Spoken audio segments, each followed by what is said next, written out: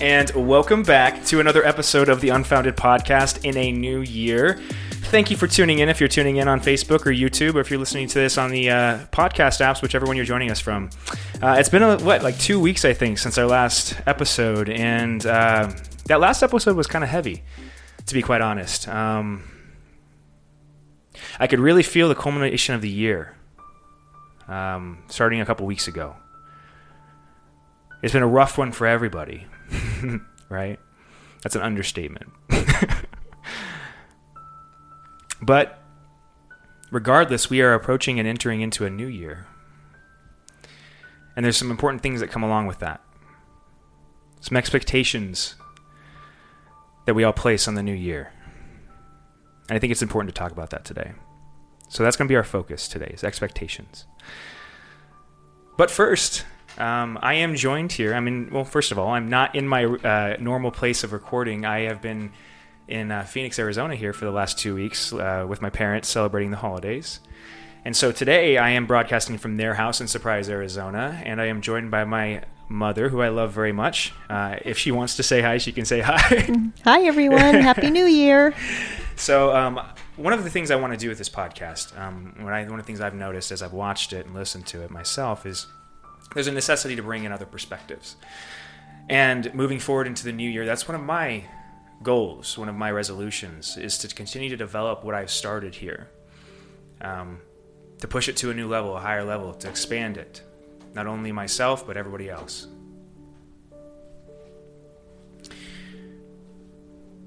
Now, I want to start off with a couple quotes. Both my mother and I told her to go find a quote on expectation, and I did the same myself, and we both picked out two different quotes. I'm going to read the first one, we'll go over that, and we'll go to the next one and have a conversation. Expectation feeds frustration. It is an unhealthy attachment to people, things, and outcomes we wish we could control, but don't. That's a quote by Dr. Steve Maraboli.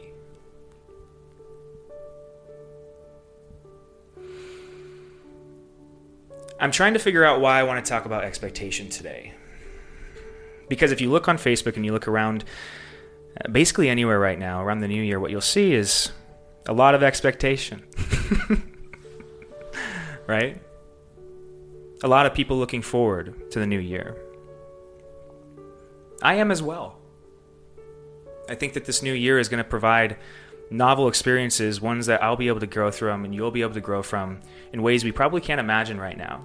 Similar to the last episode when I was showing you my resolutions from last year, talking through those, and how I had absolutely zero clue. And I get emotional just talking about it in the moment, how I had zero clue what was about to happen, how this world was about to change. I feel like there's a lesson in that. That there's a necessity for each of us to temper our expectations. Now, I don't say this to bring anybody down. I don't say this to be negative. I say it because I believe it's a necessity for you and for me, for everybody else in this world. That expectation does feed frustration. It is an unhealthy attachment of sorts to the external things in this world that in some ways aren't real, not in the way we like to think about them. And if we focus too heavily on the future and the past, right now we're focusing on the future. If you focus too heavily outside of yourself, outside of the present, what you'll do is try to exert a certain type of control over the world, over other people, over yourself. That's like fundamentally impossible. It can create inside a person a certain type of lunacy, a breakdown. It can lead you to that dark place. And this is why we're talking about it today. Now, I'd like to go over the other quote that we brought in today. And this was the one that my mom found. Would you like to read it yourself, Mom? Okay. So This one's by Dale Carnegie, and Dale Carnegie is a very interesting person. He's created a series of courses. Many of you may be familiar with them, but they're leadership courses. They're designed to pull out of the individual the leadership qualities if they exist there. It's an important differentiation. It's not meant to make leaders. It's meant to call out leaders. But this is a quote from Dale Carnegie. It's a deep one. And it's a little bit of a tongue twister and a mind twister at that. He says, "Remember, today is the tomorrow you worried about yesterday."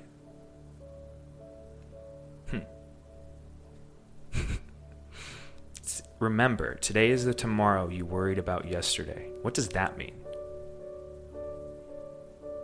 Right? Well, in some ways it speaks of your ability to access these non-real places, the past and the future. Your ability to leverage them in some way, right? That what he's talking about is in some ways the way we carry forward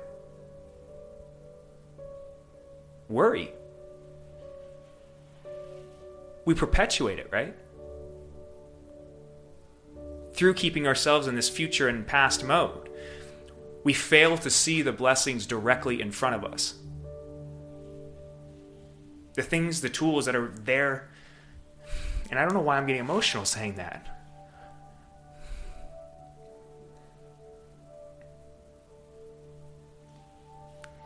I think it's because it's painful to watch people do this to themselves, including myself.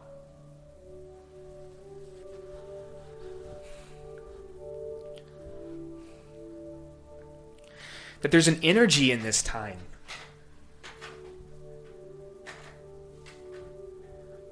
And it's partially why I haven't gotten on here until now, these last couple of weeks, because it's been so intense. The expectation that's been building here. For all of the pain and the suffering and the hurt that people felt in 2020 to go away with the flick of a switch. With the turning of a clock. As if the universe gives a shit about clocks. You get what I'm saying? Why is it important to think about this? It's so that you set yourself up properly to see those things we're talking about, we're outlining. To not miss anything. We've talked about that before. You have to open up your ears. You have to open up your eyes. And what that entails is seeing everything and hearing everything that the world has to offer, including all of the horrible things that the world has to offer. That you're the thing that can handle that. That's why you're here.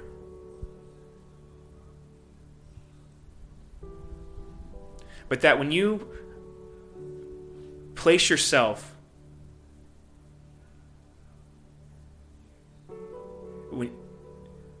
when you allow your expectations to color your perspective,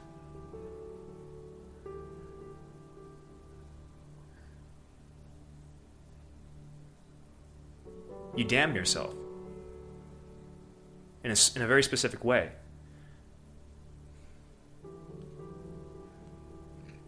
Like I was saying, these couple weeks, the energy's been building.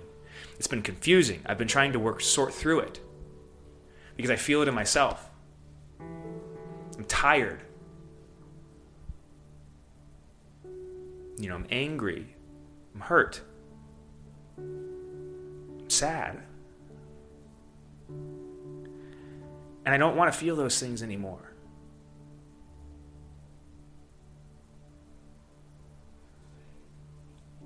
Nobody does.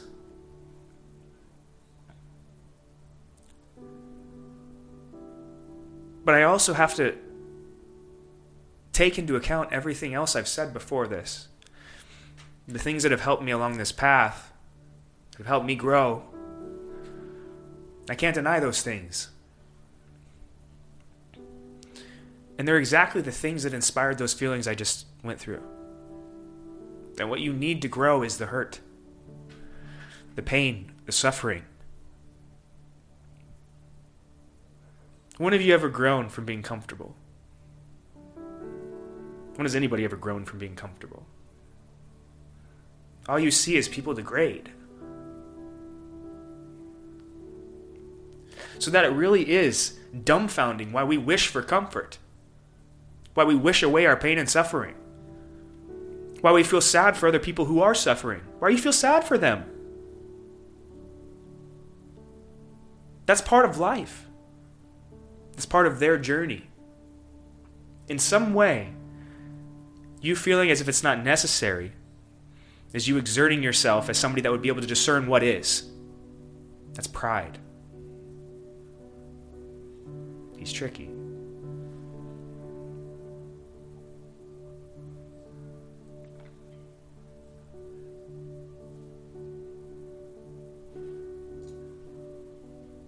Expectation feeds frustration.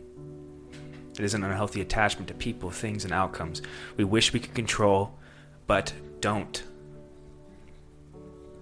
What do you control? Honestly.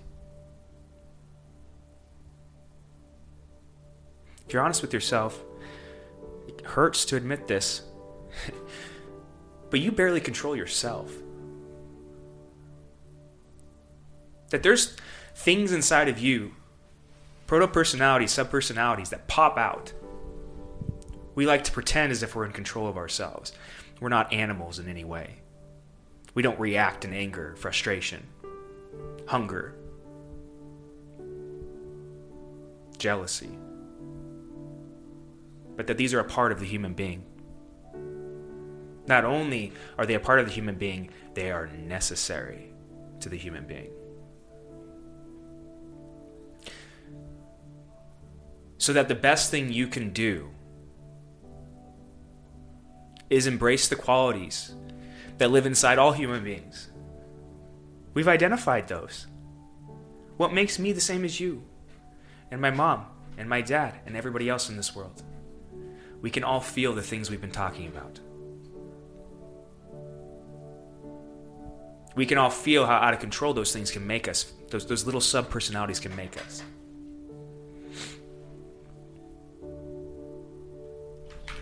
I think the only thing we do have control over is ourselves. Exactly right. That's all that you can control. I agree. That there's no... That's the whole point. And also, it's at a deeper level, why would you want to control anything else?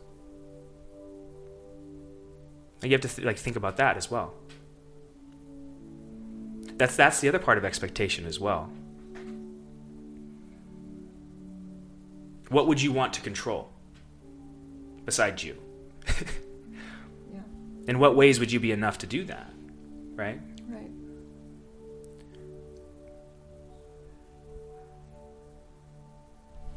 I have to say, when I first woke up this morning, I felt kind of excited.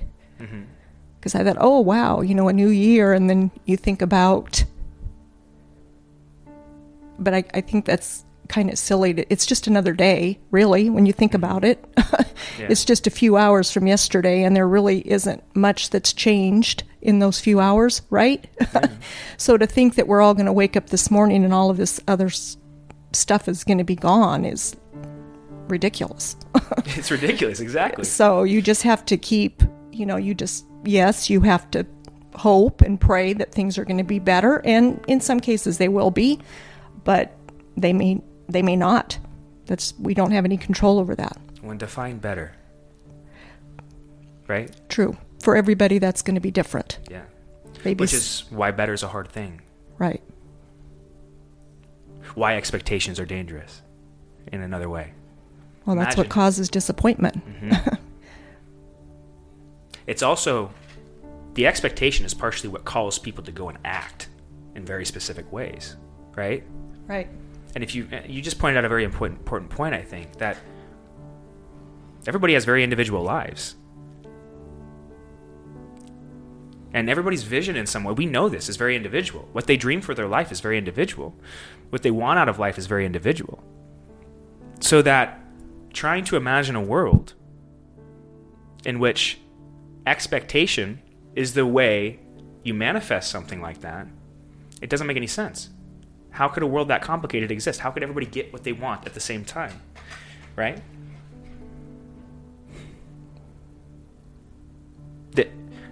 And also, like you brought up the idea of time in a way, right? It's just a few minutes separating us from now and then. Like now and now and now and now. We're creating past every single millisecond. Right. Right? Now expand that out. Now and now and now and now. Go backwards with that idea. What's changed? Ever?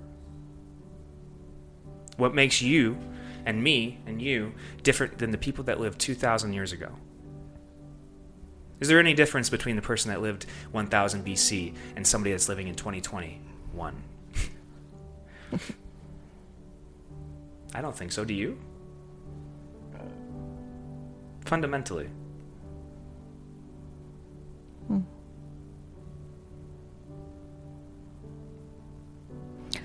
Well, I think in a way, yes, we are a lot different. I think only because of our surroundings, and what's different in our surroundings has made us different. Yes. Fundamentally, yes, we're still the same humans we were then, but we are all different because we've evolved because of our surroundings. We've had to, or we've chosen to, whatever the case may be. We have to be different because our surroundings are different. Yeah. Some good, in some good ways and some bad. And I agree with you.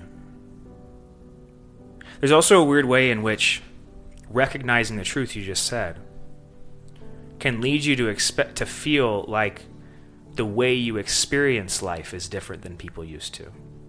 Right? And in some ways, maybe that is true. We've gone over this, the development of religion and spirituality throughout history. The ways people used to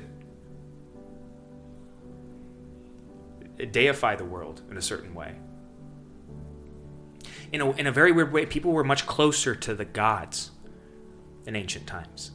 They believed that they were manifested in this plane as well, that they were around us, that they lived through things like trees, the earth itself, all of the celestial bodies above us.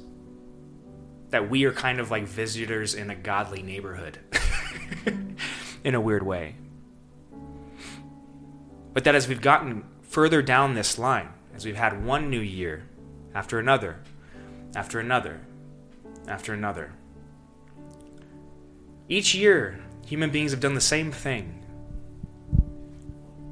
They place an expectation on the next one. A certain type of vision. And that's led us to where we are now. So I guess in some ways I'm arguing against what I just said earlier. In that I'm arguing for a necessity for expectation in some way. Well, I think that's the only way you grow as an individual, is you have to expect more out of yourself than you did the day before. That's how people grow and become better, I guess. I don't know if that's the best choice of words, but the only way to do that is to expect more of yourself. Yeah. When you just keyed in on it, yourself. There's something to placing the expectation, keeping it in your own neighborhood, right? In your own spheres of influence. Honestly, probably just with you. What can you control? Right? But we have a tendency to push this expectation outwards. Especially if you're in a place of pain. When there's suffering going on, because there's suffering that happens to you that is completely and utterly out of your control. You may not like to admit that, but a lot of suffering is this way. People pass away. People get sick. You don't control that. Nobody does. No person does. We have a lot of people out there saying they do right now. I think we have a lot of people out there being proven wrong right now. There's an egoism that's being exposed in this this time frame. It's being exposed in many different ways. The ego of the individual that doesn't want, that seemingly only cares about enjoyment, right? About going on with their lives, about getting this pandemic thing over with. And so, you know what? And we've already seen this, right, guys? Like, look on the news. New Year's Eve parties, Las Vegas, everywhere. I mean, all these different places, they have people going out, going to superstores saying, we're done. It's the new year. Done. 2020 is over with. Now we're going to go out there and we're going to do what we want to do. No more rules. Back to normal. Back to normal. Yeah. As if the universe gives a shit that it's 2021. You know what I mean? The universe doesn't care about what time. Time doesn't exist. It's not real. You make it. I make it. She makes it in our head. Right now, in the time frame of the universe is no different than when Jesus lived or when Cleopatra lived. I think actually it was the same time. Actually, that was kind of it was the same time, I think, frame. Anyway, you get my point.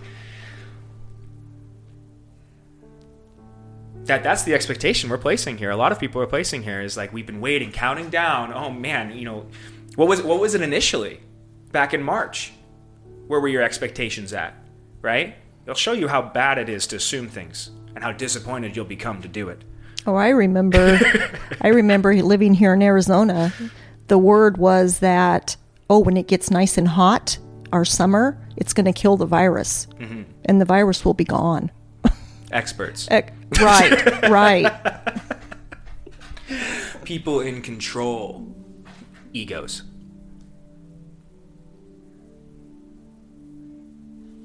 Right?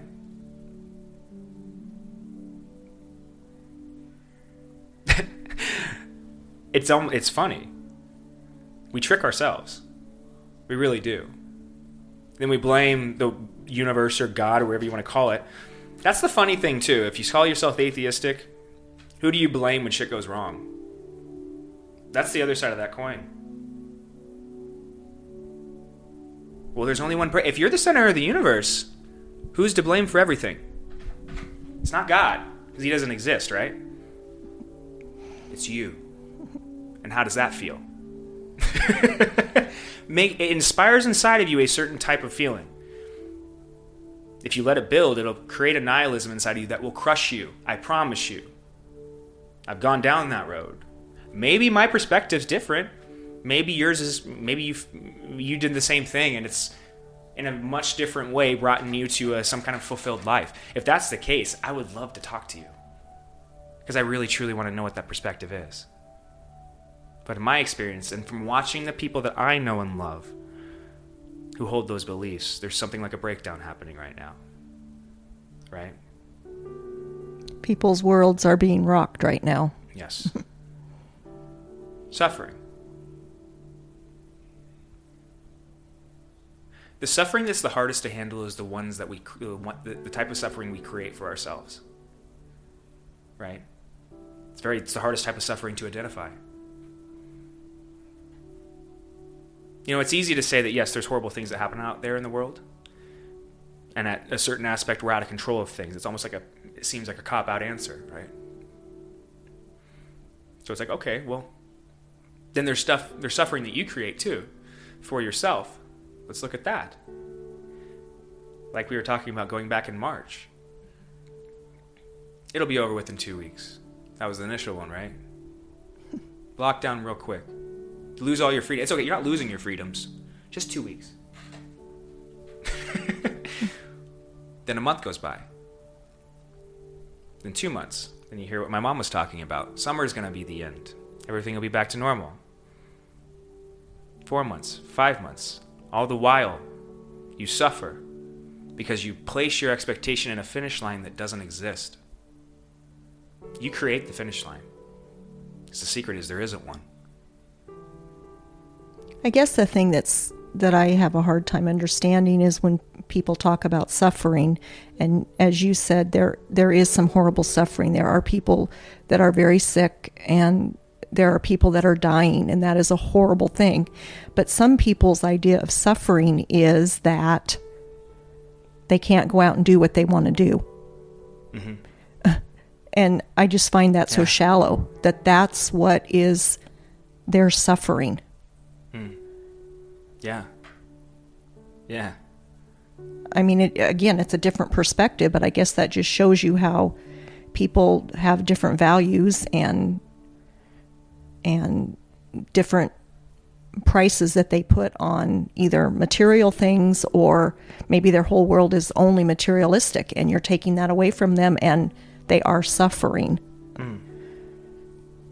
And it's I guess that just shows everybody's suffering is different. Doesn't mean that it's not warranted and you feel bad for people that are going through any kind of suffering, but it puts suffering in a totally different perspective. Yes. Suffering is as unique and individual as the person. Right. That's what gives it meaning. It's so specific to each person. You can't belittle anyone's suffering because to them it's horrible. Yes. You know, I mean, I can't even think that there is a worse suffering than losing a loved one or having, someone be really sick. But unfortunately, to some people, losing materialistic things is their worst kind of suffering. Yes. And it's placed there for a reason. That's the part this is part of my belief. But it's actually what gives me the courage to confront the suffering that I've experienced in my life and the suffering that's going to come. It's part of the message I want to try to relate to people today. And there's going to be, like my mom was just going over, there's some very specific types of suffering, ones that I haven't experienced yet in this year. Makes it very easy for me to talk about in this way. But I also understand how difficult, if you've lost somebody, how difficult it is to rationalize that in your head. Nearly impossible, right? But I also believe you wouldn't lose people if you weren't able to lose people. You know you're going to, right? You know you're going to lose people throughout. That is part of life. Nobody there's no get out of jail free card here. Everybody has the same endpoint. It's very odd that one of the goals of modern science is to eliminate that endpoint, right? What are we trying to do right now? Live forever? As if we don't already live forever. It's the funniest part of it. But hey, we want to play the game like this is all, that's it. Sure, let's try to extend this. Funniest thing is, what if this is the worst place? You don't know. What's on the other side of that door, right? Do you remember? Were you scared of being born? You don't remember, right? But that I've said this before, that I truly believe that birth and death, the reason that those two things, there's a place we can't see beyond both edges of those, right? We can't discern what is past the door, the death door, and we can't discern what's before the birth door. That makes those two things incredibly similar.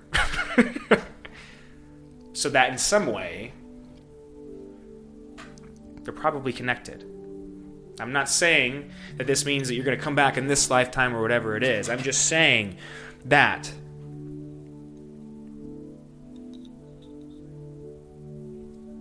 I'm not willing to accept that this plane of existence, that this world, is the best thing you can expect. In my belief, I tend to think that this world is actually kind of a test for people. I think this is how the soul grows. And that growth is painful. You get growing pains when you're a kid, don't you? You need it. The soul needs it. We all need this. That's why you have suffering. It's to show you that you're the thing that can handle it. You can lose people. You know you can. You'll still go on. The craziest thing about losing someone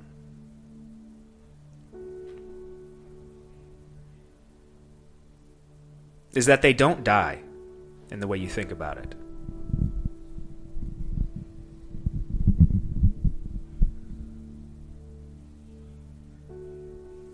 They go on as a part of you.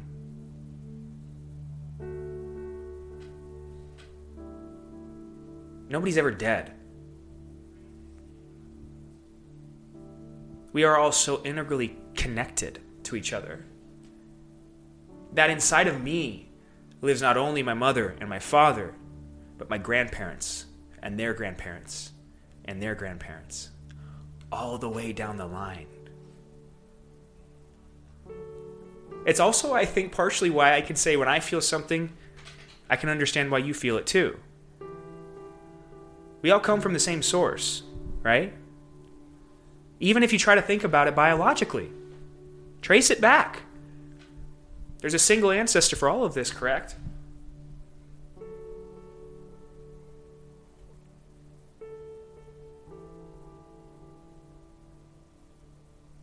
It also gets the idea of why you can relate to animals and empathize with them. Why you can get nostalgic for places you've never been. Because inside of you lives the memory of every single person that's come before you. That's what makes you you. And why every single person that is living on this earth is a miracle. It is miraculous that you are sitting here right now. From a scientific perspective, it's hard to understand how that would happen. That to survive first is like the hardest thing any biological thing can do. And that in order for you to be sitting here, not only did every single one of your human ancestors have to reproduce correctly and survive and raise that young, but also the things that aren't even human had to do that in a successful chain, a very specific one, that if even one of those individuals failed, you would not be sitting here right now. Or at least the version of you that you know and like and love.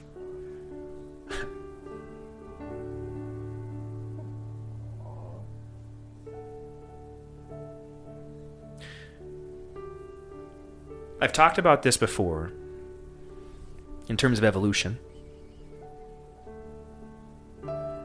That I've said as we came up to this 2021 that I feel as though there's an evolution of sorts that's coming to a culmination.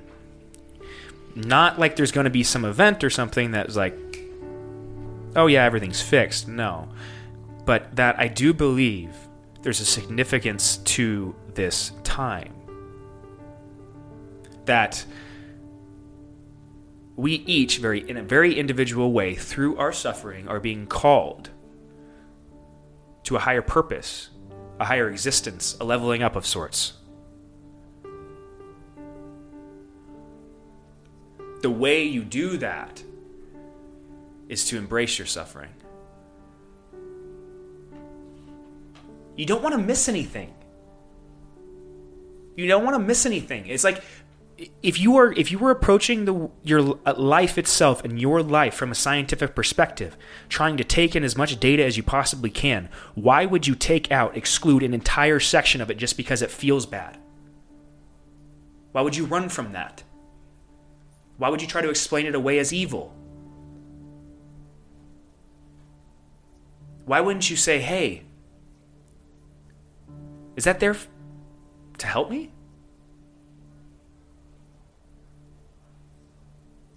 Am I supposed to respond properly? And how did my ancestors handle this? We just talked about this earlier. What makes you different than somebody that lived 2,000 years ago? That's what I was getting at. Fundamentally, you are no different.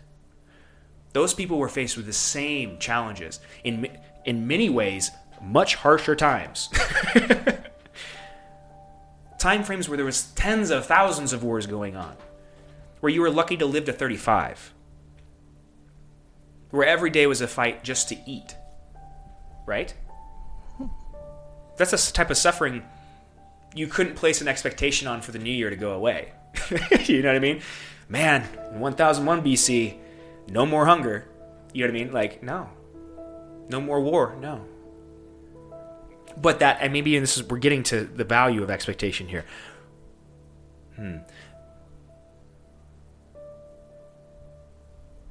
It's something like every generation pushes the ball up a little bit. But every civilization, to do that, every generation has to set themselves up for failure. Because the way they institute that push up is by setting up an expectation for a world that won't be there in their lifetime. Oh, this is it, right? Here, let me read something to you guys real quick. Sorry. Let me look this up really quick. But I was out eating with my father the other day, and oddly enough, we went to Culver's, right? The burger joint. We're eating there, and and oftentimes, my spiritual side, the way that I communicate with the things that are out there that I've talked to you about before is in very weird ways. It's very subtle. They leave messages for you, but you have to look for them.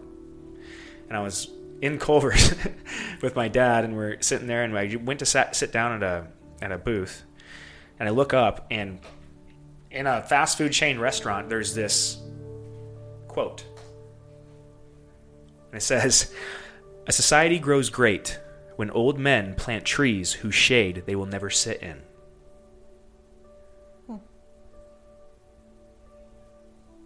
That this is the purpose, that the best thing you can do is that. To make things better for the next generation. Mm-hmm. That's why it's such a sin, not only against yourself, but against every single person that's going to come after you, to focus only on the way you're suffering and how to eliminate that suffering, right? You're supposed to leverage that suffering.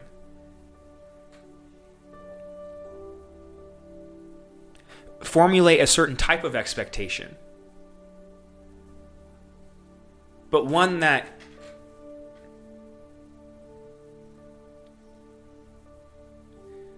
makes you something that's more stable, truthful, loving, honorable,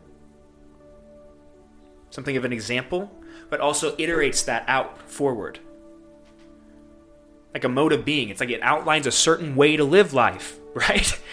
Right? How do you do something that benefits you, but also your kids and their kids and people you don't even know that are going to come after you? I don't know a greater challenge than that. Or a better purpose for the human being. A more honorable one.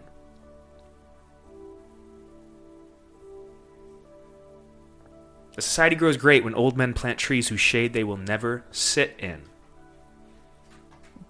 You see this in a lot of popular figures, a lot of popular thinkers throughout history. Most of them, not only were they not appreciated in the time frame they lived in, a lot of times they were murdered, imprisoned, all of that, right? That it takes a certain type of strength, certain type of foresight, certain type of faith for you to be strong enough to plant a tree that lasts, it's everlasting, that's carried forward, that lives in the people that come after you. Those trees many times are ideas. They're modes of being. They're philosophies. If you don't take that quote literally as literally a tree that will shade people, if you think of it in a way that they are doing something that's going to be better for people, younger than them, they have the foresight or the desire to try to make things better. Mm-hmm. And that each of us are supposed to do that in some way, I think. Right. Maybe what I'm talking about is that the importance of this time frame is to turn on something like that inside of, like, how else, if you wanted to institute the best system of government politically, what better way to do it than to have every single individual focusing not on themselves, but on the future people that are going to come, right? What do you want a government to do? Why do you have people so concerned about global warming? What's one of the arguments they usually use? Do it for our children, right?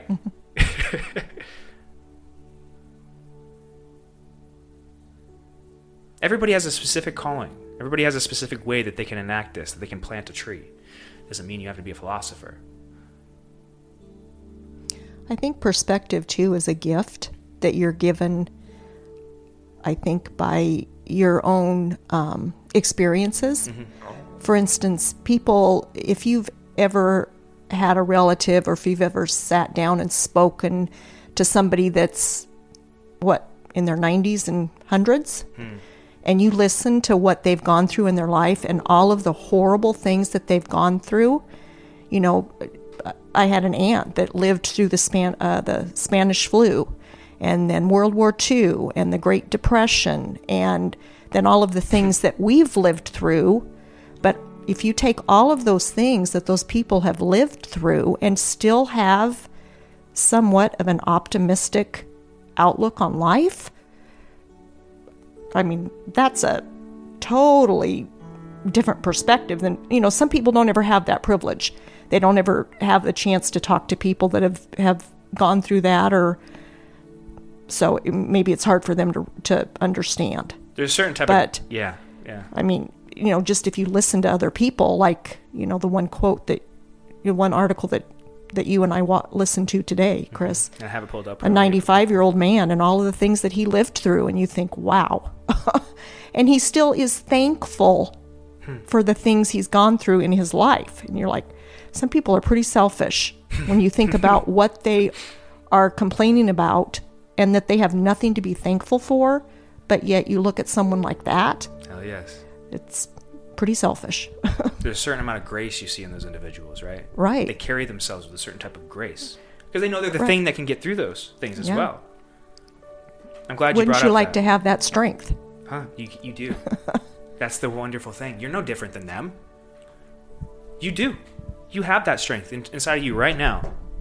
You have to let it out, right? I'm glad you brought that up, Mom, because I almost forgot that article, but I want to go through and read this for you guys. It's going to take a couple minutes here, but bear with me, all right? Because I do think it's an important perspective for us to share right now. My mom is the one that shared me with this with me this morning. And to be honest, when I first read it, I was kind of like confused. I don't know why I was a little agitated. I don't know if you noticed that when you handed me the phone. I don't know why I was agitated, but it was almost like I don't know. Anyway, it hit me when I was taking a shower getting ready for this that, we're supposed to talk about that. Kind of a thing, right? It's a good perspective. This is an article on USA Today. I will post this in the show notes so you can read it yourself. This is not my work or my mom's work. This is Evan Oswald, an opinion contributor, who wrote this, and it's interviewing a man. They're going to go... They'll tell us his name, I'm assuming here. Anyway, I'm going to go ahead and read this. This is a story basically of the man's life and his perspective on COVID-19 and the year that has passed. At 95, I don't fear dying. Let's keep the COVID-19 pandemic in perspective. This is the subtitle. I know many my age are afraid to die from COVID-19, but I don't. Not that I'm not cautious, but attitude is a choice. You'll find wisdom in people that have gone through things. It just pours out of them. To say I've seen a lot in my 95 years is an understatement. Those of us who are dang near a century old have a few stories to tell. Just ask us. We often don't. If you asked me a year ago if I'd seen it all, I would have said yes. After all, I've lived through World War II, the Great Depression, Vietnam, 9/11, and multiple recessions. I've seen civil riots, natural disasters, and decades of political discord. I watched Americans moonwalk, including Michael Jackson, and the evolution of space-age computers. I dodged the Asian flu, swine flu, HIV, and Ebola. As a career educator and coach, I've built countless athletic programs, mentored and coached thousands from college to Olympic level. I've been married for a total of 60 years and outlived both wives. I've had my share of loves and losses, to include children. Despite my challenges, I'm one of the more optimistic people you'll meet. I carpe diem and encourage others to do the same. I don't fear COVID, but I'll take the vaccine.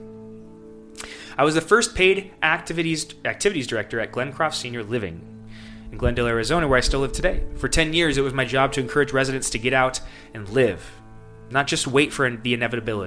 At Glencroft, we eat, pray, exercise, learn, create, laugh, and cry together. The freedom to bond with our peers is something we took for granted until now.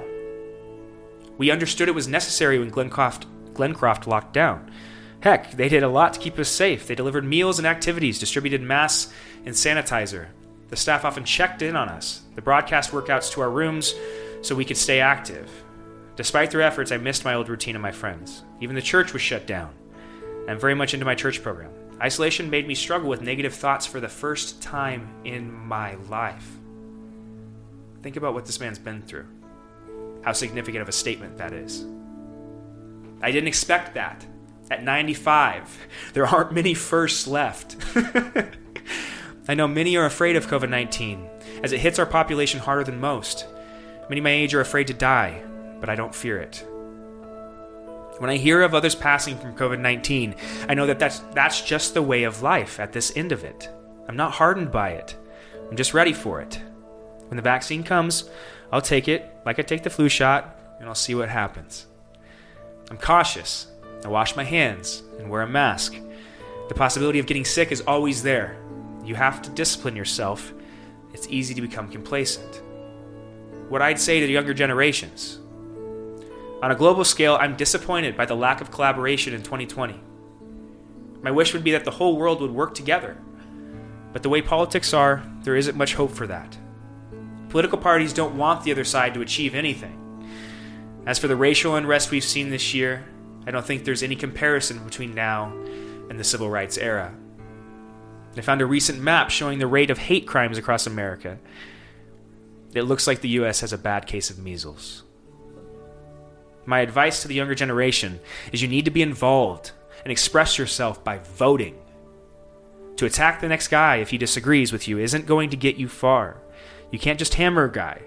There are a few things in life, even in religion, where extremes are too much. Attitude is a choice.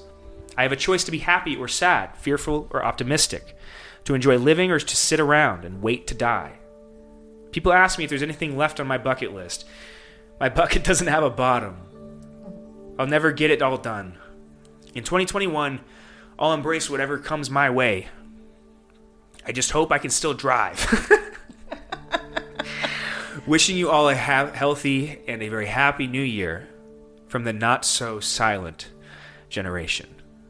That is Evan Oswald. He's 95 and he's a resident of Glendale-based Glencroft Center for Modern Aging.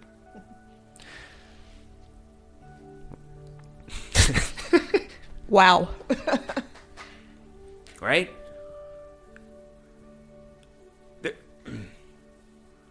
It's very hard to read through something like that and not have this kind of emotion comes through. And it's an odd thing. It's very important to look into your emotions when they appear. Why are you feeling this way? Why are there tears going down my face and my mom's? It's not sadness. Is it for you? It's a form of beauty. It's a form of truth. It's a form of truth and a perspective you can only get by suffering.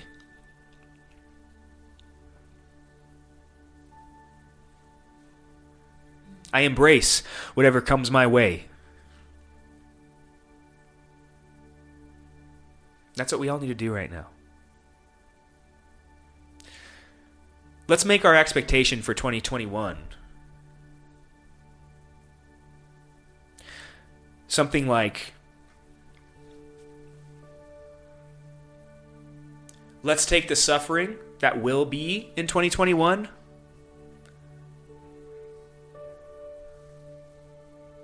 and figure out how it's supposed to lead us, how it's supposed to make us grow, why it's there, why it inspires pain inside of us, to ask the hard questions, to be comfortable in those uncomfortable places,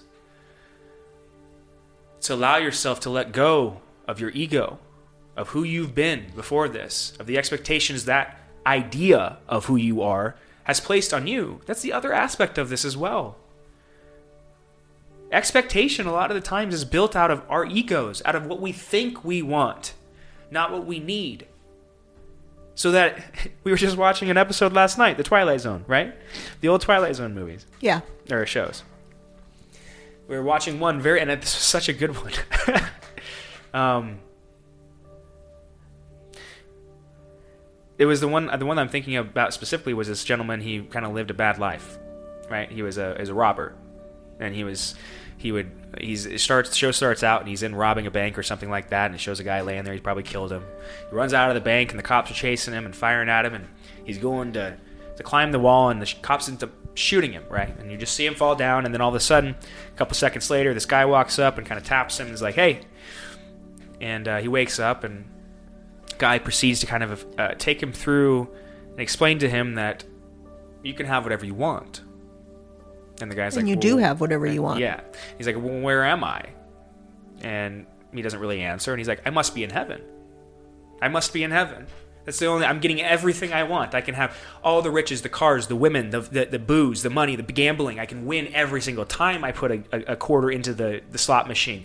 Anything I want, I can have." And you see this man almost fall into a madness over it. This ecstasy of like, finally, everything I want is here. Why'd you make me wait so damn long? Kind of an idea, right? But what you see happen in that episode is him start to get bored real quick. He starts to realize that the things he thought he wanted, it's actually not what was fulfilling Still him. didn't feel fulfilled. Mm-hmm. Because he was placing those expectations, he was building those expectations out of an identity that wasn't real. It wasn't him. It never was. That you see in that guy, that somebody was willing to commit a robbery, willing to murder somebody, has to be wrapped in some sort of prideful ego thing. How can you be that audacious to take somebody else's life or to take their livelihood from them? So that thing isn't him. That every individual truly is born unadulterated. That within you, another episode we watched, there's the child version of you. That's the unadulterated soul just sitting there begging to come out. But that we are so eager to hide ourselves from the world that we even forget. We forget that our ego isn't us. And that we actually will make an expectation out of it. And we set ourselves up for not only disappointment, but a kind of suffering. It's an eternal suffering. Because you repeat it. Right? Over and over and over and over again. Until you get tired. And you let go. And you humble yourself. And you say, okay, instead of telling you what I want, I'm going to let you figure it out. And I'll accept whatever comes. Trust that maybe somebody else out there has a better idea of what's good for me. Or maybe if you don't want to anthropomorphize it, the universe, in its infinite complexity, has a better means of figuring out what the right path is for me than even I do. So that what you can place your expectation in is something like the suffering. Right? I think when I woke up this morning, you know how most people have a New Year's resolution for the new year. And that didn't even cross my mind. I figured, well, I never keep them anyway, so why bother? But I thought, you know what? Whatever happens is going to happen. I'll deal with it. But I think what struck me this morning is to look back on the last year